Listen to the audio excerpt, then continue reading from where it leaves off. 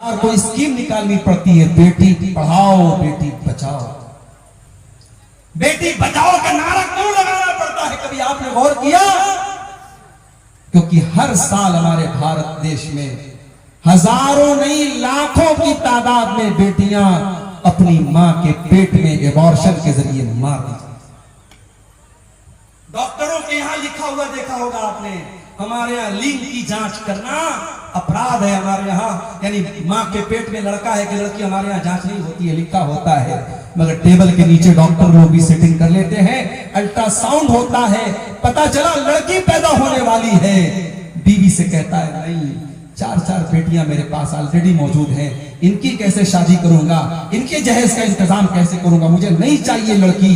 और डॉक्टर से कहता है इसका एबॉर्शन कर दो, और मां के पेट में वो लड़की मार दी जाती है। और बेदर्दी और बेरहमी इस कदर होती है मेरे भाइयों, अगर आप एबॉर्शन का वीडियो जाकर के यूट्यूब पर देख लें तो शायद आपकी आंखों से आंसू आ जाए।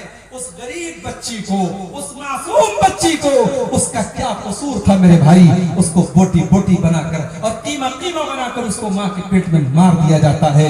मैं तो कहता हूं आज का इंसान 1400 साल पहले दौरे जाहिलियत के इंसान से भी गिरा हुआ इंसान है। कम से कम उस दौर का इंसान अपनी बेटी को पैदा होने देता था, बेटी को दुनिया की शक्ल देखने देता था। आज का इंसान इतना जालिम है, अपनी बेटी को पैदा भी होने नहीं देता। बेटी पैदा होती ही, बेटी के पैदा होने के पहले ही माँ के पेट में बेटी को काट काट के उसके टुकड़े टुकड़े करके मार दिया जाता है। मेरे भाइयों, अल्लाह कह रहा है खबरदार अपनी औलाद को खत्म। और एक बात और कहूंगा, शेरशाबादी कौम में तालीम की बड़ी कमी है।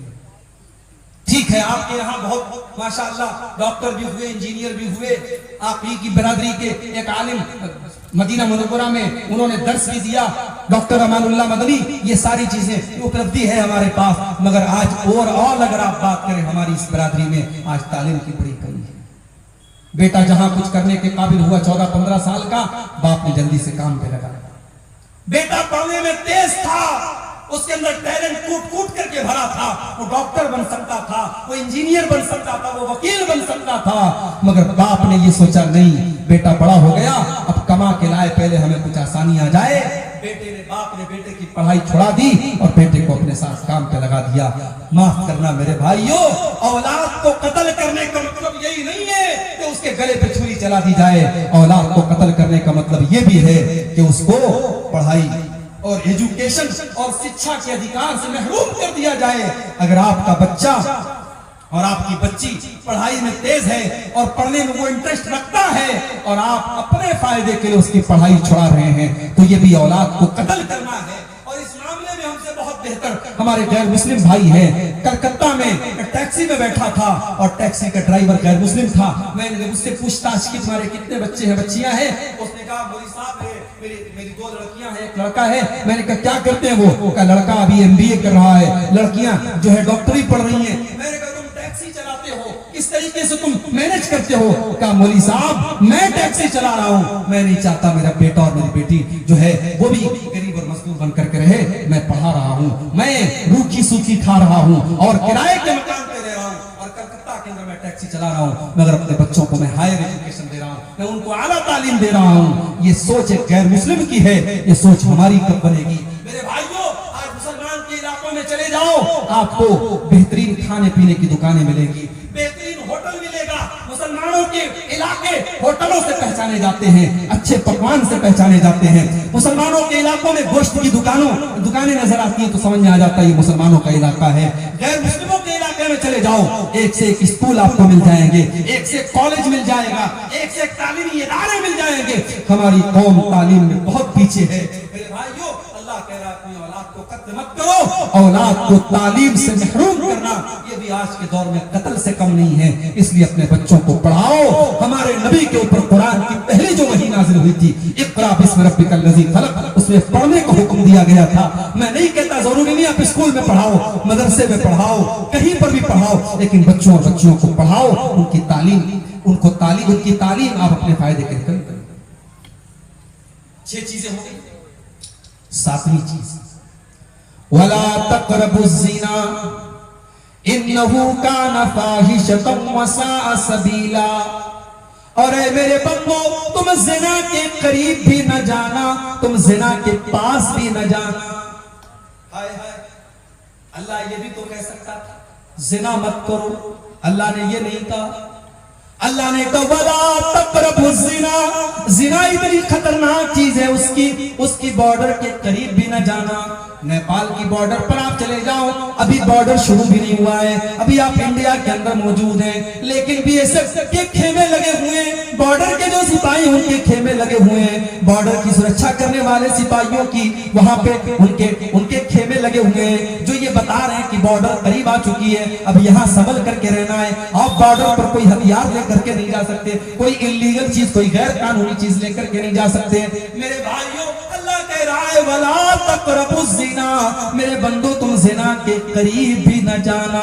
لڑکی بن سنور کر کے گھر سے نکل رہی ہے، لپسٹک لگا کر، پاؤڈر لگا کر، سج دھج کر کے، سنور کر کے نکل رہی ہے، اپنے جسم کی نمائش کر کے نکل رہی ہے۔ میرے بھائیوں، کیا وہ زنا کی دعوت نہیں دے رہی ہے؟ کیا وہ دنیا والوں کو یہ آمنترن نہیں دے رہی ہے، یہ دعوت نہیں دے رہی ہے؟ او لوگوں، دیکھو میں کتنی خوبصورت ہوں، میرے حسن کا دیدار کرو، میرے جسم کا دیدار کرو، میرے شریر کو دیکھو، وہ زنا کی دعوت دے رہی ہے۔ اللہ کہہ رہا ہے وَلَا تَقْرَبُوا الزِّنَا، اے مسلمانوں تم زنا کے قریب بھی نہ جاؤ۔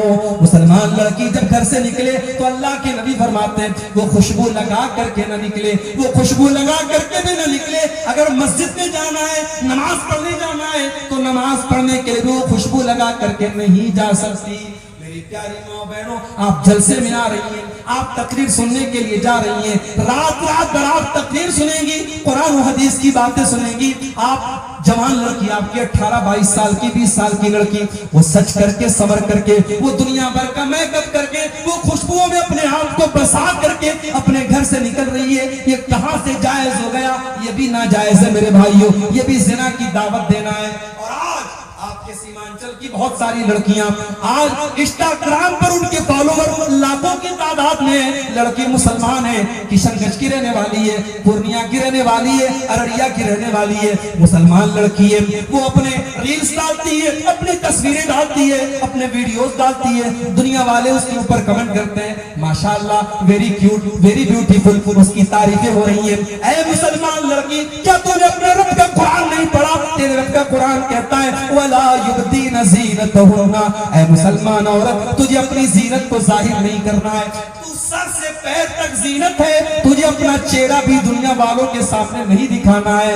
تیرے جب تو پاؤں چلے، جب تو زمین پر چلے تو تیرے پائل کی جھنکار بھی غیر مردوں تک نہیں جانی چاہیے۔ قرآن کہتا ہے وَلَا يَضْرِبْنَ بِأَرْجُلِهِنَّ، اے مسلمان عورتوں جب تم چلا کرو تو اپنے پاؤں کو زمین پہ زور زور سے مار کر کے نہ چلا کرو، تمہارے پائل کی جھنکار بھی غیر مردوں کے کانوں تک نہیں جانی چاہیے۔ زنا کے قریب نہیں جانا ہے۔ گھر میں جوائنٹ فیملی سسٹم ہے، دیور بھی اسی گھر میں رہتا ہے، بھابی بھی اسی گھر میں رہتی ہے، بھابی کچن میں کام کر رہی ہے، دیور جا کے ہنسی مذاق کر رہا ہے، بھابی کو ٹچ کر رہا ہے، بھابی کو چھو رہا ہے، بھابی سے ولگر باتیں کر رہا ہے، بھابی کو بھی کوئی فرق نہیں پڑ رہا ہے، بھابی دیور کے سامنے جیسے تیسے بیٹھی ہوئی ہے، جیسے تیسے اپنے کپڑے کو سنبھال بھی نہیں رہی ہے۔ کیا یہ زنا کی دعوت دینا نہیں ہے؟ میرے بھائیوں، اللہ کے نبی فرماتے ہیں ایاکم والدخول علی النساء، جو عورتیں تمہارے لیے غیر محرم ہے، غیر محرم عورتوں سے اکیلے میں نہ ملا کرو، تنہائی میں نہ ملا کرو، دیور اپنی بھابی سے اکیلے میں نہ ملے، جیجا اپنی سالی سے اکیلے میں نہ ملے، تنہائی میں نہ ملے۔ کیوں؟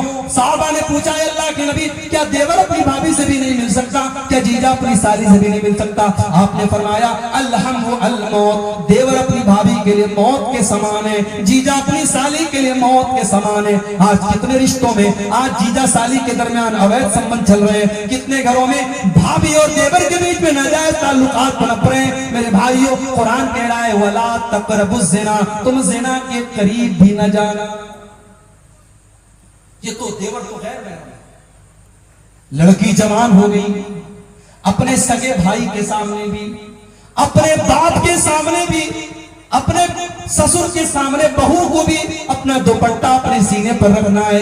ये नहीं कि चलो ये तो मेरा बाप है, ये तो मेरा भाई है, ये तो मेरा बेटा है। कुरान कहता है वल वल यज़रिबना बिखुमुरिहिन्ना अला जुयूबिहिन्ना, ऐ मुसलमान औरतों अपने गरेबानों पर अपना दुपट्टा हमेशा रखा करो। अपने घर में अपने महरम रिश्तेदारों के सामने भी तुम्हें अपना दुपट्टा अपने सीने पर रखना है।